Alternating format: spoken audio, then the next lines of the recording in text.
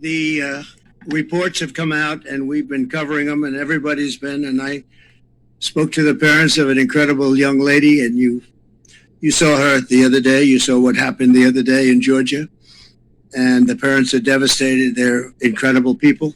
But this is a Joe Biden invasion. This is a Biden invasion over the past 3 years.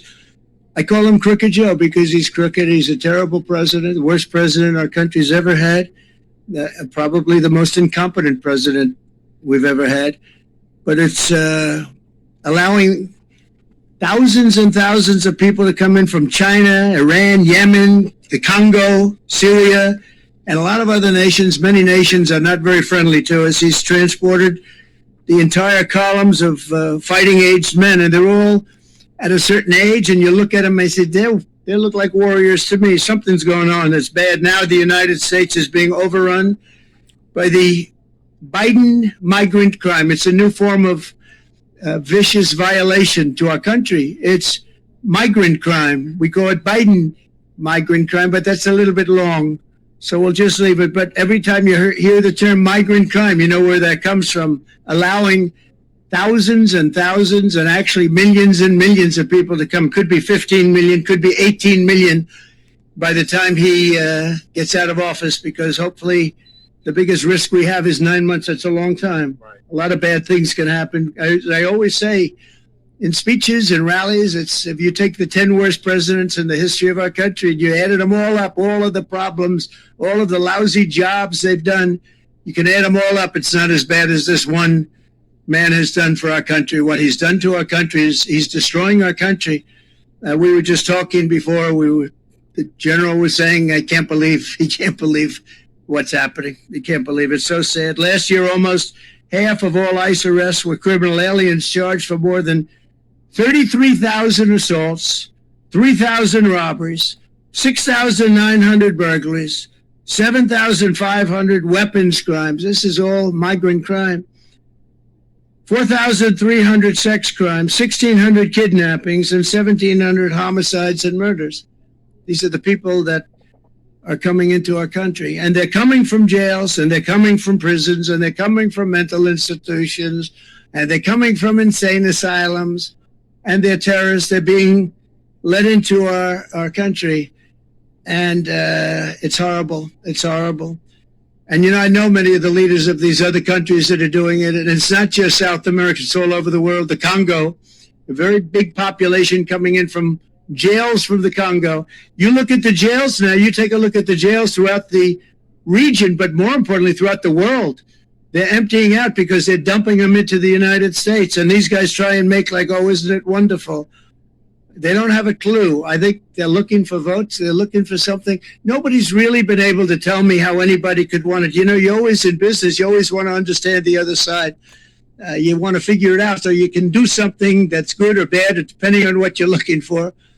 But nobody can explain to me, because everybody I speak to says how horrible it is. Nobody can explain to me how allowing millions of people from places unknown, from countries unknown, who don't speak languages. We have languages coming into our country. We have nobody that even speaks those languages. They're truly foreign languages. Nobody speaks them.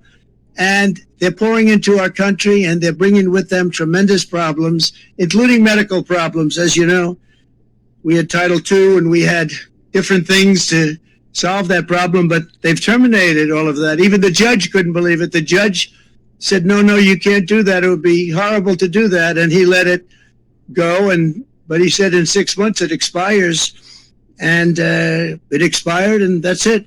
So I just think you're doing an incredible job. Just 1 week ago, a beautiful 22-year-old nursing student from Georgia was barbarically attacked, almost unrecognizable, while she was out on her morning run. She was doing keep herself in shape. She was a beautiful young woman. She was a great person, best nursing student there was.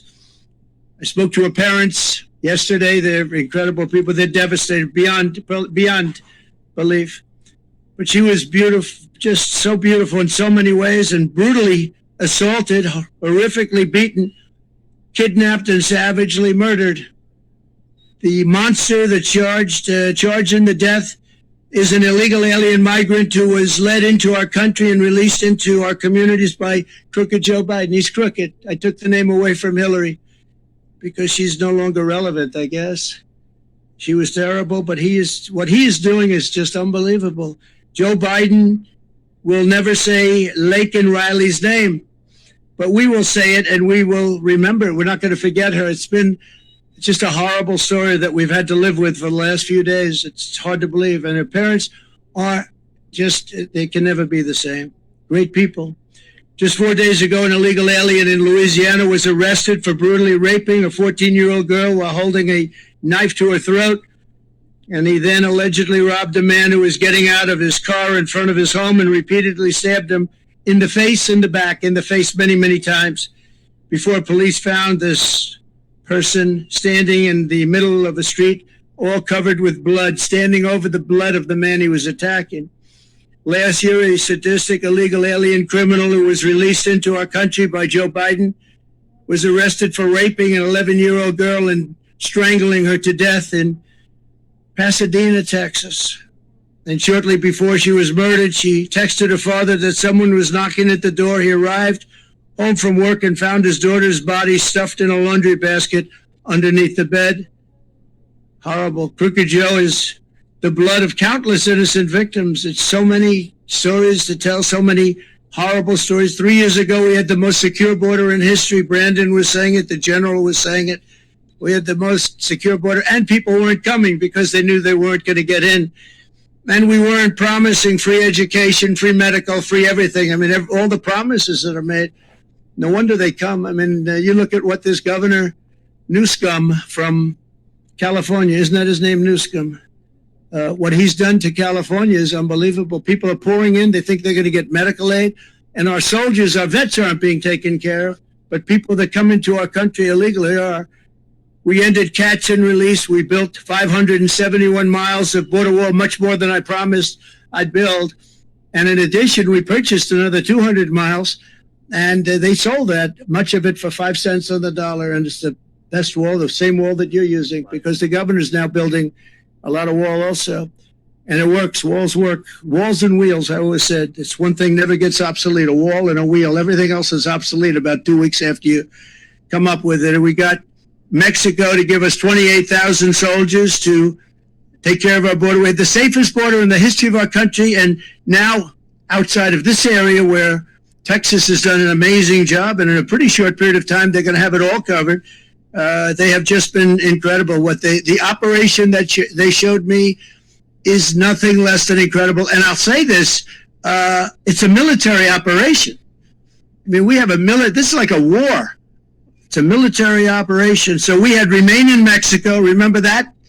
You can't come into our country, and Mexico agreed to it. And I'll tell you someday, I'll tell you why. Safe third agreements, asylum bans, Title 42, and rapid removals.